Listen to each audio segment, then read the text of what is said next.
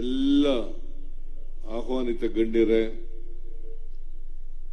ಇಲ್ಲಿ ಇಷ್ಟೊಂದು ದೊಡ್ಡ ಸಂಖ್ಯೆಯಲ್ಲಿ ಭಾಗವಹಿಸಿರ್ತಕ್ಕಂಥ ಆತ್ಮೀಯ ಬಂಧುಗಳೇ, ತಾಯಂದಿರೇ, ಯುವಕ ಮಿತ್ರರೇ, ಸುದ್ದಿ ಮಾಧ್ಯಮದ ಗೆಳೆಯರೇ, ಇವತ್ತು ವಿಶ್ವವಿಖ್ಯಾತ ಹಂಪಿ ಉತ್ಸವ 2026 ಇದನ್ನು ಅತ್ಯಂತ ಸಂತೋಷದಿಂದ ಉದ್ಘಾಟನೆ ಮಾಡಿದ್ದೇನೆ ಅಂತಕ್ಕಂಥ ಮಾತುಗಳನ್ನು ಹೇಳಲಿಕ್ಕೆ ಬಯಸ್ತಾ ಇದ್ದೇನೆ. ನಿಮ್ಮೆಲ್ಲರಿಗೂ ಕೂಡ ಮತ್ತು ರಾಜ್ಯದ ಜನತೆಗೆ ಈ ಹಂಪಿ ಉತ್ಸವದ ಶುಭಾಶಯಗಳನ್ನು ಕೋರಲಿಕ್ಕೆ ಬಯಸ್ತಾ ಇದ್ದೇನೆ. ಪ್ರತಿ ವರ್ಷ ಹಂಪಿ ಉತ್ಸವವನ್ನು ನಡೆಸಿಕೊಂಡು ಬರ್ತಾ ಇದ್ದೀವಿ. ರಾಜ್ಯ ಸರ್ಕಾರ ಹಂಪಿ ಉತ್ಸವವನ್ನು ಅತ್ಯಂತ ವಿಜೃಂಭಣೆಯಿಂದ ಮಾಡ್ತಕ್ಕಂಥದ್ದು. ಈ ಬಾರಿ ಜಮೀರ್ ಅಹಮದ್ ಖಾನ್ ಅವರು ವಿಶೇಷವಾದಂಥ ಆಸಕ್ತಿಯನ್ನು ವಹಿಸಿ ಈ ಸಾರಿ ಇನ್ನೂ ಹೆಚ್ಚು ಮೆರುಗು ಕೊಡ್ತಕ್ಕಂಥ ರೀತಿಯಲ್ಲಿ ಹಂಪಿ ಉತ್ಸವವನ್ನು ಆಚರಣೆ ಮಾಡಿದ್ದಾರೆ. ಅವರಿಗೆ, ಲೋಕಸಭಾ ಸದಸ್ಯರಿಗೆ ಮತ್ತು ಎಲ್ಲ ಶಾಸಕ ಮಿತ್ರರಿಗೆ ನನ್ನ ಅಭಿನಂದನೆಗಳನ್ನು ಹೇಳಲಿಕ್ಕೆ ಬಯಸ್ತಾ ಇದ್ದೇನೆ. ಈ ಹಂಪಿ ಉತ್ಸವ ನಡಿಬೇಕಾದ್ರೆ ಈಗಾಗಲೇ ಪ್ರಸ್ತಾಪ ಮಾಡದಂತೆ ಎಂ ಪಿ ಪ್ರಕಾಶ್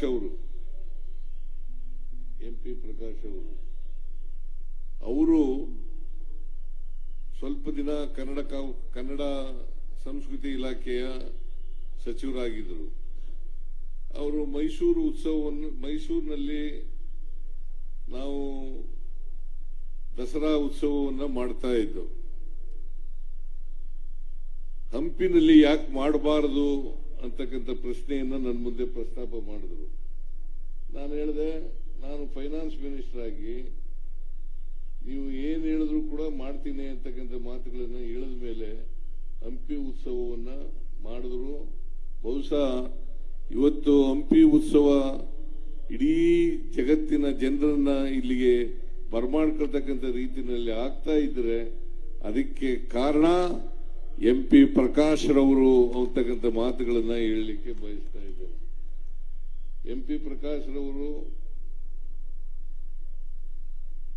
ಈ ಸಂಸ್ಕೃತಿ, ಭಾಷೆ ಮತ್ತೆ ಸಾಹಿತ್ಯ, ನಾಟಕ,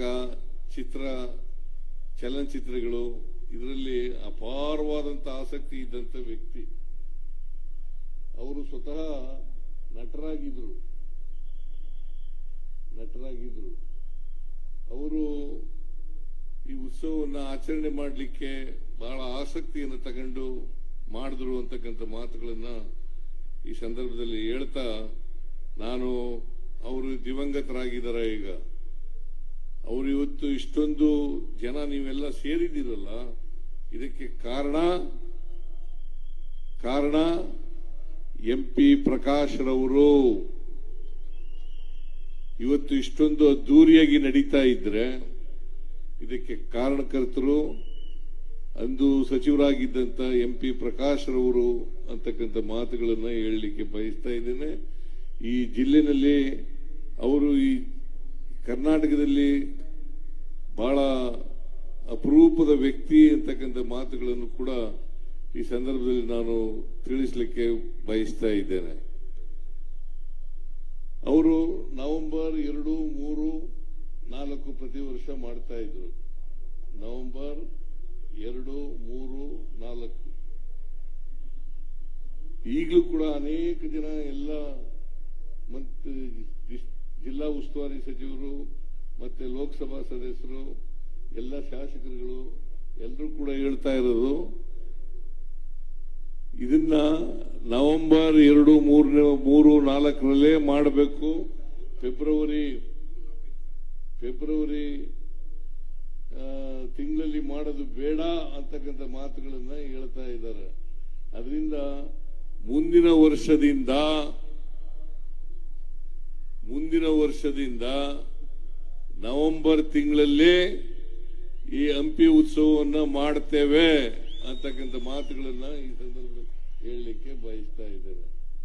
ಆಗ್ಬೋದಾ? ಇದೇ ವರ್ಷ 3, 4, 5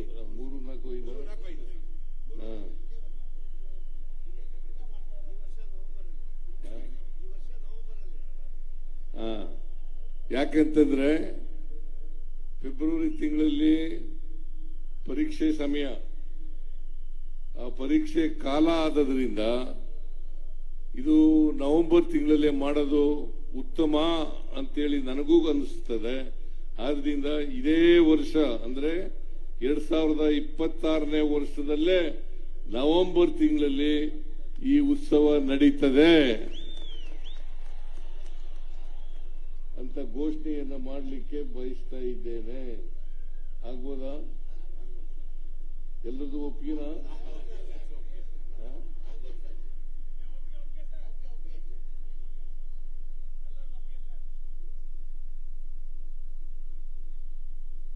ವಿಜಯನಗರ ಬಹಳ ಅಭಿವೃದ್ಧಿಯನ್ನ ಕಂಡಿತ್ತು ಅಂತಕ್ಕಂಥ ಮಾತುಗಳನ್ನ ನಾವು ಇತಿಹಾಸದಲ್ಲಿ ತಿಳ್ಕೊಳ್ಳಲಿಕ್ಕೆ ಸಾಧ್ಯ ಆಗ್ತದೆ. ಈ ಇತಿಹಾಸ ಎಲ್ರಿಗೂ ಗೊತ್ತಾಗಬೇಕು. ಯಾಕೆ ಬಾಬಾ ಸಾಹೇಬ್ ಅಂಬೇಡ್ಕರ್ ಅವರು ಒಂದು ಮಾತನ್ನ ಹೇಳ್ತಾರೆ, ಏನಪ್ಪಾ ಅಂತಂದ್ರೆ ಯಾರಿಗೆ ಇತಿಹಾಸ ಗೊತ್ತಿಲ್ಲ ಅವ್ರು ಯಾರು ಕೂಡ ಭವಿಷ್ಯವನ್ನ ರೂಪಿಸಲಿಕ್ಕೆ ಸಾಧ್ಯ ಇಲ್ಲ ಅಂತಕ್ಕಂಥ ಮಾತುಗಳನ್ನ ಹೇಳ್ತಾರೆ.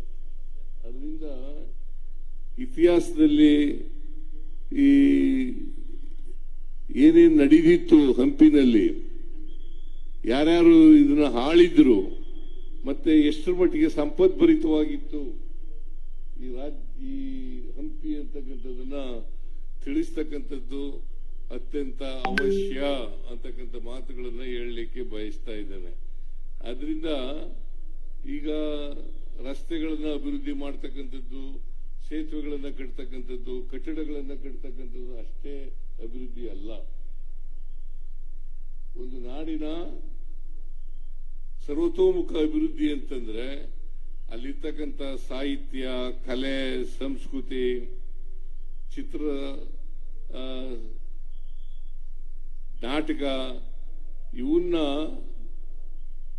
ಎಷ್ಟು ಮಟ್ಟಿಗೆ ಇತ್ತು ಅಂತಕ್ಕಂಥದನ್ನ ತೋರಿಸ್ತಕ್ಕಂಥ ಕೆಲಸವನ್ನ ಮಾಡ್ತಕ್ಕಂಥದ್ದು ಕೂಡ ನಾವು ಒಂದು ರಾಜ್ಯ ಅಥವಾ ಒಂದು ನಾಡು ಅಭಿವೃದ್ಧಿಯನ್ನ ಹೊಂದಿದೆ ಅಂತಕ್ಕಂಥ ಮಾತುಗಳನ್ನ ಈ ಸಂದರ್ಭದಲ್ಲಿ ತಿಳ್ಕೊಳ್ಳಲಿಕ್ಕೆ ಸಾಧ್ಯ ಆಗ್ತದೆ. ಅದರಿಂದ ನಮ್ಮ ಸರ್ಕಾರನೂ ಕೂಡ ಸಾಹಿತ್ಯ, ಸಂಸ್ಕೃತಿ, ಕಲೆ, ನೃತ್ಯ, ಸಂಗೀತ ಇವಕ್ಕೆಲ್ಲರಿಗೂ ಕೂಡ ಹೆಚ್ಚು ಪ್ರೋತ್ಸಾಹವನ್ನ ಕೊಡ್ತಕ್ಕಂಥ ಕೆಲಸವನ್ನು ನಾವು ಮಾಡ್ತಾ ಇದ್ದೀವಿ. ಇದು ವಿಜಯನಗರ ಅರಸರ ಕಾಲದಲ್ಲಿ ಬಹಳ ಸಂಪದ್ಭರಿತವಾಗಿದ್ದಂತ ಹಂಪಿ ಇವತ್ತನ್ನು ನೋಡಿದಾಗ ನಾವು ಇದನ್ನೆಲ್ಲ ತಿಳ್ಕೊಳ್ಳಲಿಕ್ಕೆ ಸಾಧ್ಯ ಆಗ್ತದೆ.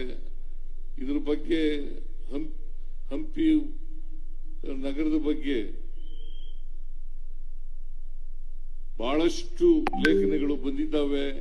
ಆ ಲೇಖನಗಳೆಲ್ಲ ತಾವು ಓದಬೇಕು ಅಂತಕ್ಕಂಥ ಮಾತುಗಳನ್ನ ಈ ಸಂದರ್ಭದಲ್ಲಿ ಹೇಳಲಿಕ್ಕೆ ಬಯಸ್ತಾ ಇದ್ದೇನೆ. ಅದಕ್ಕೆ ಅಬ್ದುಲ್ ರಜಾಕ್ ಪ್ರವಾಸಿಗನೊಬ್ಬ ಬರೀತಾನೆ ಇದರ ಬಗ್ಗೆ. ಇದು ವಿಜಯನಗರ ಬಹಳ ಶ್ರೀಮಂತಿಕೆಯಿಂದ ಕೂಡಿತ್ತು ಅಂತಕ್ಕಂಥದನ್ನ ಅಬ್ದುಲ್ ರಜಾಕ್ ಅಂತಕ್ಕಂಥ ವಿದೇಶಿ ಪ್ರವಾಸಿಗನೊಬ್ಬ ಇದನ್ನ ಬರೀತಾನೆ ಅಂತಕ್ಕಂಥದನ್ನ ಈ ಸಂದರ್ಭದಲ್ಲಿ ನಾವೆಲ್ಲರೂ ಕೂಡ ತಿಳ್ಕೋಬೇಕಾಗ್ತದೆ ಅಂತಕ್ಕಂಥ ಮಾತುಗಳನ್ನ ಹೇಳಲಿಕ್ಕೆ ಬಯಸ್ತಾ ಇದ್ದೇನೆ. ಅದರಿಂದ ನಮ್ಮ ಸಮಾಜದಲ್ಲಿ ಅಸಮಾನತೆ ಇದೆ, ಬಡತನ ಇದೆ, ಸಿರಿತನ ಇದೆ, ಉನ್ನತ ಜಾತಿಗಳಿದ್ದಾವೆ, ಮತ್ತೆ ಕೆಳ ಜಾತಿಗಳಿದ್ದಾವೆ.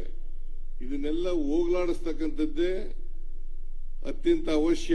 ಈಗ ಜಮೀರ್ ಅಹಮದ್ ಹೇಳಿದ್ರು, ಬಾಬಾ ಸಾಹೇಬರು ಒಂದು ವೇಳೆ ನಮಗೆ ಇಂಥ ಸಂವಿಧಾನವನ್ನ ಕೊಡದೇ ಇದ್ರೆ ನಾವು ಶಾಸಕರಾಗ್ಲಿಕ್ಕೆ, ಮಂತ್ರಿ ಆಗ್ಲಿಕ್ಕೆ, ಮುಖ್ಯಮಂತ್ರಿ ಆಗ್ಲಿಕ್ಕೆ ಸಾಧ್ಯ ಆಗ್ತಾ ಇರಲಿಲ್ಲ.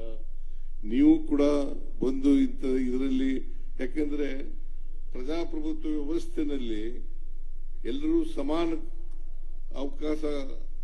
ಅವಕಾಶ ಸಿಗ್ತಕ್ಕಂಥದ್ದೇ ಅತ್ಯಂತ ಬಹಳ ಮುಖ್ಯ ಅಂತಕ್ಕಂಥ ಮಾತುಗಳನ್ನು ಹೇಳಲಿಕ್ಕೆ ಬಯಸ್ತೇನೆ. ಈ ಅಸಮಾನತೆ ಹೋಗ್ಬೇಕಾದ್ರೆ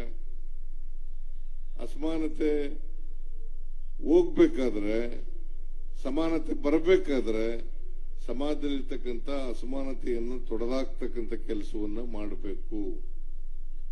ಇದನ್ನು ಮಾಡಿದಾಗ ಮಾತ್ರ ನಾವು ಸಮಾಜವನ್ನು ನಿರ್ಮಾಣ ಮಾಡಲಿಕ್ಕೆ ಸಾಧ್ಯ ಆಗ್ತದೆ.